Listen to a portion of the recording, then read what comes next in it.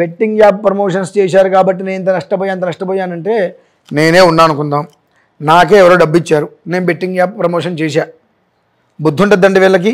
App promotions చేశారంటే promotions చేసిన వాళ్ళకి ఎంతో కొంత డబ్బు ఇస్తారు. ఆ డబ్బు ఎక్కడి నుంచి వస్తుంది? మనలాంటి వాళ్ళ దగ్గర నుంచి డబ్బు వచ్చేది. మనం దాంట్లో డబ్బులు పెట్టడం వల్లనే కదా. మనం పెట్టడం మానేస్తే బెట్టింగ్ యాప్ ఎవరు ముందుకు తీసుకుని వస్తాడు? అంటే మన అత్యాశ. అంటే నువ్వు 10,000 పెడితే నీకు 25,000 వస్తే అవతల వాడు నష్టపోతున్నాడుగా. వాడు ఎంత నష్టపోతే నీకెందుకు? నీకు 25,000 వచ్చాయి. అదే నువ్వు 10,000 నష్టపోతే నువ్వు బాధపడుతున్నావా? ఎదుటి వాడు నష్టపోతే నీకు ఆనందమే. ఎవడు పెట్టుకున్నాను నిన్ను?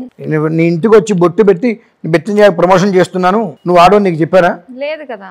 ఇప్పుడు నేను అదే అంటున్నా. ఇప్పుడు నేనే ఉన్నా. ఈ ఆరాధన చెయ్యండి, నాతో వచ్చి కూర్చోండి, ఇలా నడిపించండి, ఇలా చెయ్యండి, ఇలా చేద్దామంటే ఒకళ్ళు ముందుకు రావట్లేదు కదా. వస్తున్నాడా? బెట్టింగ్ యాప్ ప్రమోషన్ కానీ ఏదో 10,000 నేను పెట్టుబడి అందులో పెడితే నాకు 25,000 వచ్చేస్తుంది పెడుతున్నాడు. నేను చెప్పిన 2 మీరు చేస్తే అనుకోవచ్చు. నేను 10 చెబితే అందులో మీకు నచ్చింది ఏదైతే ఉంటుందో అది మాత్రమే మీరు చేస్తున్నప్పుడు అతని మీద ఎలా కేసు పెడుతున్నారు మీరు? ఇన్వెస్టర్లకి ఏంటి, అతనికి 1,00,000 మంది ఫాలోవర్స్ ఉన్నారు, నీ గురించి ఆలోచించట్లేదుగా. నన్ను ఇంతమంది ఫాలోవర్స్ నాకున్నారు, వాళ్ళు ఏదైనా బాధపడతారో ఇటువంటి చేయకూడదు, నీ గురించి వాడు ఆలోచించట్లా. వాడి ఫ్యామిలీ వాడి కోరుకుని ఆలోచించుకుంటాడు. నువ్వు నీ కుటుంబం గురించి ఆలోచించుకోకుండా ఇటువంటి వాళ్ళందరినీ పోషిస్తూ తప్పు చేస్తుంది ఎవరు?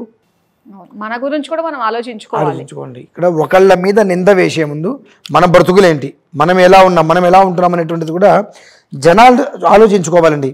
బెట్టింగ్ యాప్ చేశారు, వాళ్ళని కేసు పెట్టామనంటే వాడు చేశాడు ప్రమోషను. అసలు నిన్నెవడాడమన్నాడు? అప్పు చేసి మరి ఎవడాడమన్నాడు?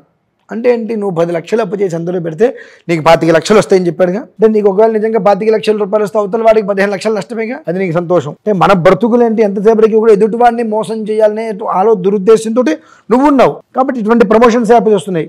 నీ దురుద్దేశం ఏదైతే ఉందో అదే నేను నాశనం చేస్తున్నాయి. నువ్వే వెళ్ళటం మానేస్తే అసలు ఈ బెట్టింగ్ యాప్స్ వస్తాయా? రావుగా. మరి తప్పేవరదండి ఇక్కడ. వాళ్ళు ఏదైనా చేస్తారు, మనకుండాలి. నీ తల్లిదండ్రులు నీకేం చెప్తున్నారు? వాటి జోలికి వెళ్ళకురా అంటున్నారు. వెళ్తుంది ఎవరు? నువ్వు వెళ్తున్నావు.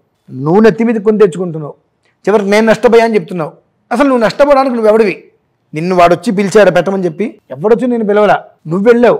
నేను ఇక్కడ కూర్చొని ఇప్పటికీ 4,500 పైన వీడియోస్ చేసి ఉంటా. ఏదో బెట్టింగ్ ప్రమోషన్ చేశాను, నాకు 4 రూపాయలు వచ్చినాయని. నువ్వు ముందుకు రావడం నీ తప్పు. ఎందువల్ల? నేను చేసిన 4,000 వీడియోస్లో ఎన్ని వీడియోస్కి నువ్వు ముందుకు వచ్చావు? ఇవాళ ఈ వీడియోకి నువ్వు ఎలా ముందుకు వచ్చావు? మరి అంటే ఇది మాత్రం నీకు నచ్చింది, నీకేదో లాభం కలుగుతుంది అనిపించింది.